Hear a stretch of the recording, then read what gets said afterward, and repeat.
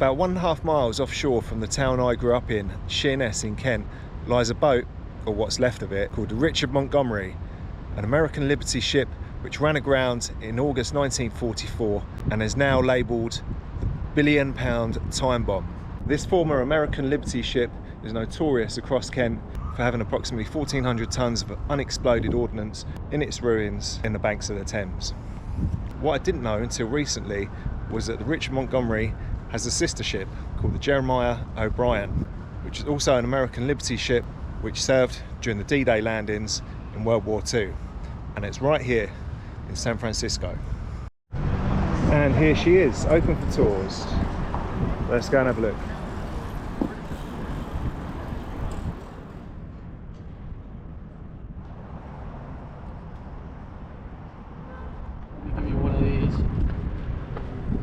I'm going to tell you what to look for. All right. Have you heard of the Richard Montgomery ship? It was like a yeah, that's the one in the Thames. Yeah. Yes, that's the one. Yeah. Yes. Yeah. We all know about it. Yeah. Yeah. Okay. Excellent. Yeah. So, and in fact, we had somebody that was just from their house they could see. Yeah. So we know about that. So the ship was built in '43. It went to England 4 times on the East Coast, so it was in convoys, and then they had it anchor. I don't remember which port it was at, but they had to stay there for about a month. So from June '43 to May-ish of '44. So it's getting close to D-Day. Yeah. They don't know it, but they hold them over. Wow. And then they went around to Portsmouth probably and loaded trucks and troops and supplies. And they arrived off the beach on D-Day +5. Okay. And that would have been, I think that first load was like 150 trucks. They took tanks and trucks and troops. There's a photo in hold number 2, which is part of our museum area, that shows a barge with a whole bunch of trucks, and they know that was part of Patton's army because they have the numbers on the bumpers of the trucks. But they're on a barge, they offload on a barge. So they went 11 times to the D-Day beach. Wow. And that took them from June to October. And then they sent them to South America through the Panama Canal all the way to, and they were in the Pacific for the rest of the war. And they, among other places, they went to Shanghai one trip. They went to Calcutta. We think it was all jeeps when they went into Calcutta. They took a whole shipload of bombs to Manila. They hated that trip. Yeah. And then the war ends, and the crew's made up of 41 civilians and 20 to 28 gunners. Okay. Navy guys. So they just called them gunners. So when the war ends, they send them back down to Australia, and they unload. The Navy guys go back to the Navy to serve out their time or whatever is left. And they get asked, the captain gets asked, how many women can you take? And it's like, Australia had 10,000 war brides. Wow, okay. Yeah, so you can imagine when the Aussies were all away fighting in Burma and Europe, all the Americans were getting leave on the west coast of Australia. So he gets asked, and he took 9 women and 2 kids, because the only private place is under this gun tub. So there are gunners there, and they are manning 2 machine guns and a 5-inch gun back here. They're gone, and so that's the only private place. Yeah. It has a combo bathroom shower, and you can go in and see that. I can't see the shower. They always keep it locked, but you can see some of the bunks in that area. Okay. But anyhow, they brought them here to San Francisco in 46, 45, 46. The ship is sent up the river to what they called then the reserve fleet. Okay. And there were eventually 340 ships tied up in that river. Wow. After the war. and the guy in charge didn't let anybody come on this ship, because when he saw it, he realized this ship had never been altered. It was a pure Liberty ship, cargo ship in its original configuration. Wow. So so this is 46, around 1960, 65, the Navy tells him, if you have any more Liberty ships, scrap them. And it doesn't get on the scrap list. Okay, so this is the only one that's surviving now? Or? There are two. Okay. There's one in Baltimore, and during the war, thank you for visiting. There's one in Baltimore. It was converted to be a troop ship to carry 680 troops. And so when you go on this ship, the cargo holds are all kind of a 15-foot area and a 40-foot area. Okay. So when you go down into number 2, you will see across what looks like a plexiglass cable.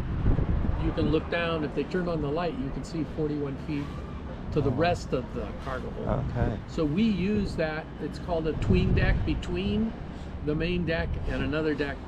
I don't think the Navy uses that term anymore, but sailing ships and this cargo ships, they always call that the tween deck. So there are 5 cargo holds. They all have a tween deck, and we use the tween deck, but the lower holds, we don't really use them. Okay. Because you have to build more access and stuff. So that's just, and we store cement ballast down there. Oh wow. So it's not any place you want to really go. Yeah. So the tween decks are used. Hold 1, 2, 3 are in the front, 4, 5 in the back. 4 and 5 are shops, so we don't usually let people go in there. Right. Wood shop and machine shop, and a big, huge electric generator. Oh, so that's what's still used for those things now. Yeah. So okay. the other thing you have to know about this ship, it's fully operational. Oh wow. Okay. Yeah, we're not a static museum ship. So in 1994, this was the only ship from the invasion fleet that went back for the 50th anniversary. Right. Yeah. The only one still running. Wow. Just okay. about. They left here and went.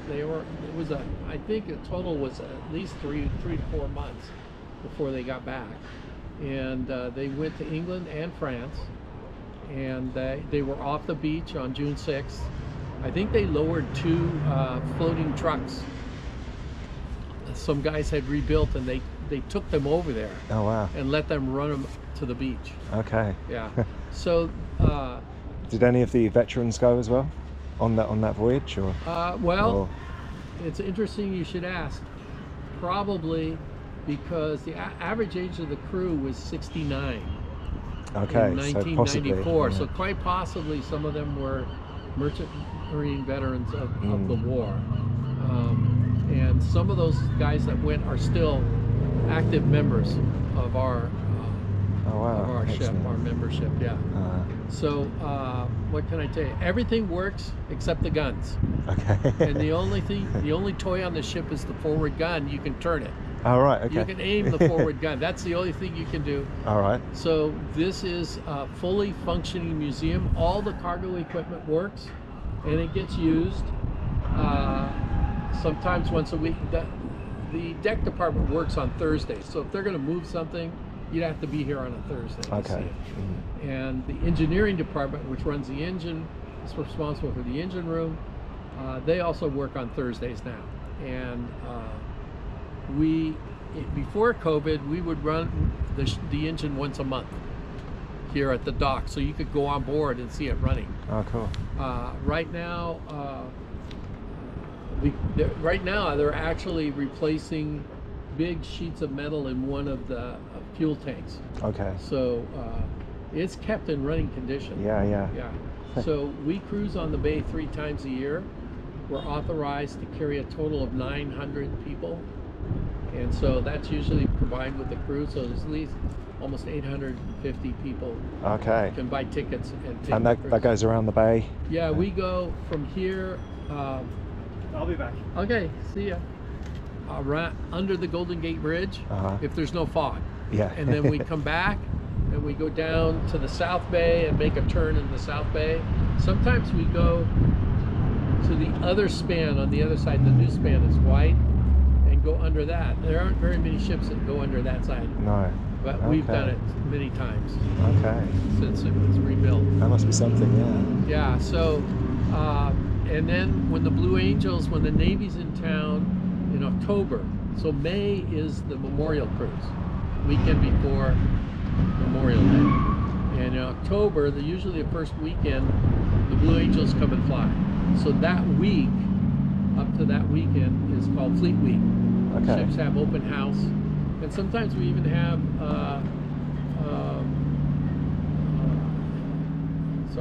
Canadian frigates come down and have open house. Oh, wow. Join us. The Blue Angels fly, and those 2 days are when we cruise. Okay. So we do that similar cruise, and we end up by Alcatraz, and they fly between Alcatraz and the Golden Gate along this waterfront. Oh, wow. Yeah, I would like to see that. People, Yeah. we get a full turnout for that. Yeah, I can imagine. So when you can go to the forward gun if you want to turn the gun. All right, I think I will. It takes 2 people, obviously. Okay. So, and then you can come back and go down in the museum, which is in hold number 2. There's a sign there that says museum, and the rest of the museum, the main part, is in hold number 1. So there's a hatch, and I think the souvenir shop is open today. Okay. Down there. I'll check it out. If he's not at lunch. And we have a diorama in the cargo hold number 1. It's as big as this hut. All right. Oh, wow. The master model makers in France built it for us. The French companies paid for it and gave it to the ship. And it shows the ship off of the beach. We think it was from an aerial photograph. And in fact, if you look at the house that's sitting on the beach in the diorama, there's a photo of it on the wall. Okay. From the same time. Oh, wow. So D-Day plus 12, we think, is when that diorama sort of depicts. Yeah. And it's very realistic. Okay. Awesome. And there's another diorama that you press a button and listen to a narrative of a convoy. Talks about submarines attacking a convoy. Okay, excellent. After that, come back in the house, come back up on the main deck, go into the house, and they called it the house. That was their name. Yeah. The Navy called it the superstructure, but we call it the house. Okay. A bit more cozy, yeah. Yeah. First level is all seamen and the galleys, the galley and the mess rooms. The second level is all officers, and you can tell because they have their own room. And the third level is the captain and the radio officer. You'll hear, if you hear Morse code, you can go towards you can follow the sound to the radio room on the third level. And that World War II Morse code radio equipment works. Okay. It's fully functional. Wow. And it gets used. People actually come in. People still use it. Radio guys come in who are crew members, and they still use it. In order to send it any great distance, you have to have a much more powerful radio station. So he sends it to Marin. Those hills over there that you see all in Marin County. Marin County, yeah. Yeah, and over there is a high-powered radio station. It is the last radio station that is fully Morse code. Okay, oh wow. In the United States. And then, excuse me for 1 second. No problem. He would send it to them, and they could relay it across the U.S. Wow. For him. So when you get to the radio room, the captain's cabin, you go forward into the wheelhouse. Okay. And then you can come out, after you're in the wheelhouse, you can come out on the right side where that life ring is way up there, and you can go up the last ladder to the top. We command from the top, and typically in World War II, that's where the command is. There's a set of controls up there, and if they weren't in a storm, they would be up there commanding from up there. Sure. I had a friend who was a radio officer. He said that in the Pacific, they always were up there, unless the weather pushed them inside. Yeah. So that deck has 2 names. It's the flying bridge if it's outside, and it's also sometimes on I don't know if it's a naval term, the weather bridge. Okay. And this was the engine in the movie Titanic. Oh, really? Okay. Yeah, they just made it look 3 or 4 times bigger than it really is. Yeah. Oh, wow. Yeah. Okay, so it's a similar design to the Titanic, is it maybe? The steam comes in the first piston, goes through each piston, and goes out.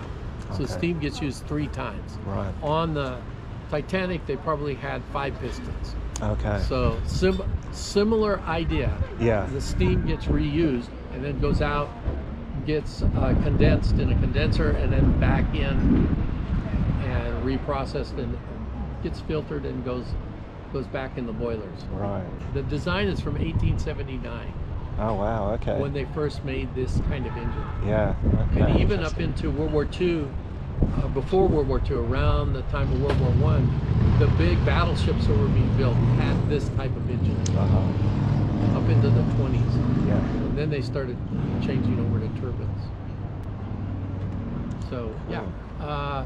Let me see. So there's the engine room, and that's it. You can go anywhere that's not roped off. Brilliant. Okay. All right. Thanks a lot for the information. You're welcome. Yeah, Yeah, cheers. enjoy.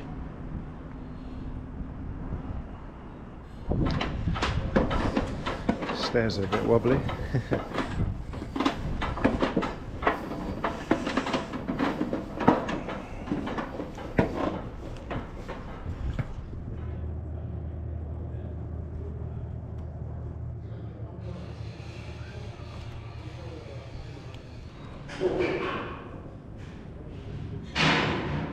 Crew consisted of only 3 men: a watch engineer, a fireman water tender, and an oiler.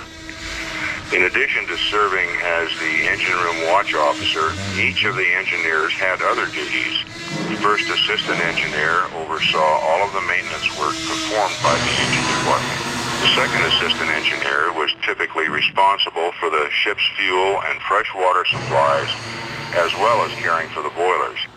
And the third engineer was responsible for maintaining the auxiliary machinery. While on watch, the fireman water tender was responsible for the operation of the ship's boilers. It was critical that the fireman water tender generate the correct amount of steam while maintaining the proper water level in the boilers and ensuring that the fuel was burned cleanly. Generating black smoke could give away the ship's position, endangering the entire crew. The work of the oiler was also critical, lubricating all of the machinery and checking bearing temperatures to ensure that nothing was overheating. There were also members of the engine department who did not stand watches. These included the deck engineer, who maintained all of the deck machinery, and the wipers, who cleaned and painted the engineering spaces and assisted with any repairs that were required. During the dark days of World War II, the SS Jeremiah-O'Brien and her sisters served as the primary cargo vessels for the US and the Allies. Without the vital cargo they delivered, victory would have been impossible. Alas, of the 2,710 Liberty ships, only 2 are still operational. Assembled in 56 days, the O'Brien stands as a living memorial to all who served overseas and on the home front during World War II.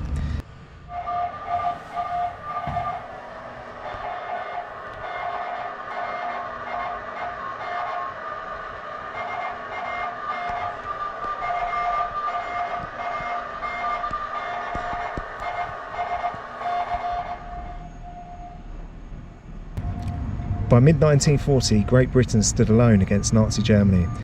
The besieged island was almost completely reliant on supplies delivered by cargo ships. The Germans sought to exploit this weakness by sending hordes of U-boats to sever Great Britain's lifeline. U-boats began exacting a terrible toll on the British merchant fleet. Ships were being destroyed faster than they could be replaced.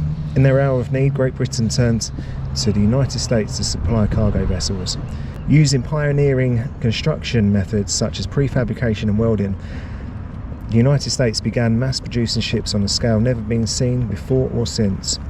Working around the clock, 18 shipyards across the United States began assembling Liberty ships. The O'Brien story begins in a shipyard in South Portland, Maine in mid-1943. Assembled in 56 days, she is a veteran of both the Atlantic and Pacific theatres of war. Her wartime exploits include 7 voyages, 4 transatlantic crossings, 1 down to South America and 2 in the Pacific. but her greatest assignment was supplying the beaches of Normandy during the D-Day invasion. The O'Brien made 11 shuttle missions between June and September 1944, delivering supplies for the Allies to prosecute the war against Nazi Germany. At the conclusion of the war, the O'Brien found herself in Australia. Her final wartime assignment would see her transporting her most precious cargo of all. The O'Brien transported 9 Australian war brides and 3 children to San Francisco to start their new lives in America. While these young women were starting their new lives, the O'Brien faced an uncertain future. Placed into the reserve fleet in 1946, she would sit quietly waiting for an assignment or for the breakers. In the 1960s, a plan was conceived to save a Liberty ship. The O'Brien was selected and in 1979 left the mothball fleet to sail again. Through 1980s, she cruised around San Francisco Bay on a regular basis and was open to the public as a museum. Little did she know that her greatest feat was still to come.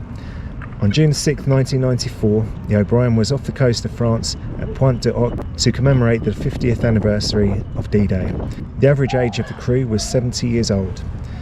Today, the O'Brien still regularly cruises and serves as a museum dedicated to preserving and teaching the history of Liberty ships and their contribution to World War II. The volunteer crew of the O'Brien is very proud of their ship, her history and her legacy. Without a dedicated crew and supporters, it would not be possible to preserve this beautiful old gal for future generations.